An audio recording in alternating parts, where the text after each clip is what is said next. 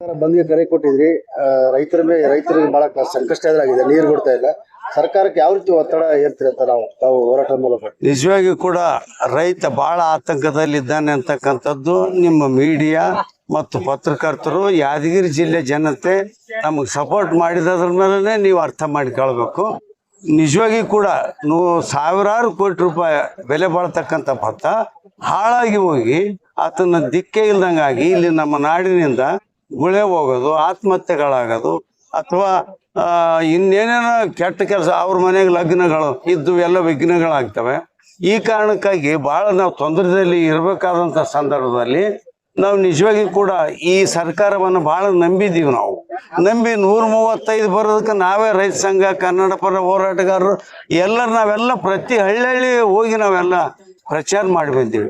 ಆದ್ರೆ ಇವತ್ತಿನ ದಿನ ಅವ್ರು ಬಂದು ರಾತ್ರಿ ನಮ್ಗೆ ಗೊತ್ತಿಲ್ದಂಗೆ ನಮ್ಮ ನೀರುಗಳನ್ನ ಒಬ್ಬ ಮಂತ್ರಿ ಆದತ್ತ ಎಕಡೆ ಎದ್ವ ಬಿಡ್ತಾನಂದ್ರೆ ನಿಜವಾಗಿಯೂ ಕೂಡ ಅದು ಅಕ್ಷಮ್ಯ. ಆ ಕಾರಣಕ್ಕಾಗಿ ಇಂಥ ಅಕ್ಷಮ್ಯ ಅಪರಾಧಗಳನ್ನ ಮಾಡಬಾರ್ದು. ಯಾವುದೇ ಮಂತ್ರಿ ಮಾಡಬಾರ್ದು. ಸಲಹಾ ಸಮಿತಿ ಕರಿಬೇಕು, ರೈತರನ್ನ ಕರಿಬೇಕು, ಇನ್ನೂ ಎಷ್ಟು ದಿನ ನೀರು ಬೇಕಂತ ಕೇಳ್ಬೇಕು.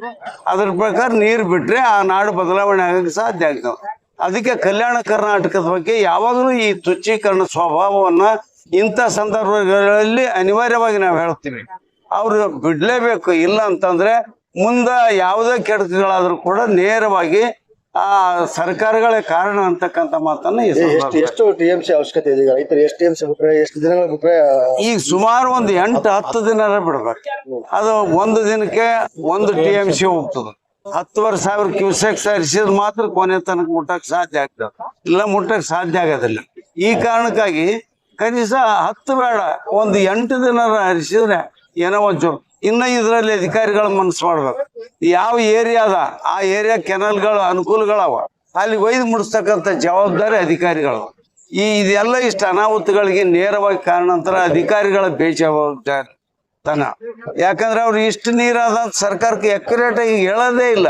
ಅವ್ರಿಗೆ ಕೆಲಸ ಮಾಡೋದು ಬರ್ತದೆ. ಹೋದ ವರ್ಷ ನೀವು ನೋಡಿದ್ರಿ, 23 ದಿನ ಹೋರಾಟ ಮಾಡಿದ್ಮೇಲೆ ಸ್ವತಃ ಮುಖ್ಯಮಂತ್ರಿ ಸಿದ್ದರಾಮಯ್ಯನವ್ರನ್ನೇ ನಾವು ಕಂಡ್ಕೊಂಡಿವಿ. ಎಲ್ಲಿ? ಬಿಜಾಪುರ ಹೈವೇಲಿ. ನಾವು ಕೂಡ ಸರಿಯಾದ ವರದಿ ತಗೊಂಡೋಗಿದ್ದೀವಿ. ಅಲ್ಲಿ ಅಧಿಕಾರಿಗಳನ್ನ ಕರೆಸಿದ್ರೆ ಅವರೇ ಸ್ವತಃ ಕರೆಸಿ, ಇಲ್ಲಿ ಇವ್ರು ಹಿಂಗೆ ಕೊಡ್ತಾರ, ನೀವು ಹಿಂಗೆ ಕೊಡ್ತಾರಲ್ಲ, ಯಾವ ಸತ್ಯ ಅನ್ನೋದಿನ ಅಂತ ಅಂದಾಗ ಅವ್ರು ನೆಲಕ್ಕೆ ಮೂತಿಟ್ಕೊಂಡು ನಿಂತರು, ತಲೆ ತುರ್ಸ್ಕೊಂಡು ನಿಂತರು. ಅದರಿಂದ ಅದಕ್ಕೆ ಗೊತ್ತಾಯ್ತು ಸಿದ್ದರಾಮಯ್ಯಗೆ ನೀವು ಸುಳ್ಳಾಡಕತ್ತೀರಿ ಅಂತಂದು ಅವ್ರಿಗೆ ಬೆದರಿಸಿ ನಮಗೆ ನ್ಯಾಯ ಒದಗಿಸಿ ಕೊಟ್ಟ.